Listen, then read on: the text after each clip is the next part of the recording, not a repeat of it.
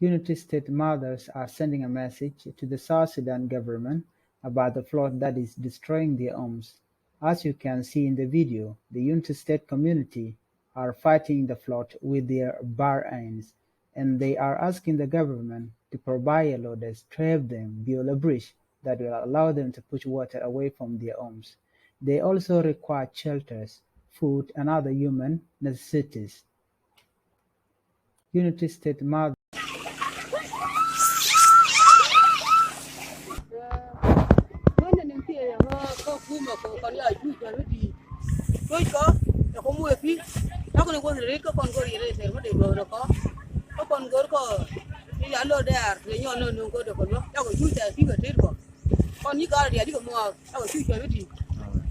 Hey, you got him. Thousand,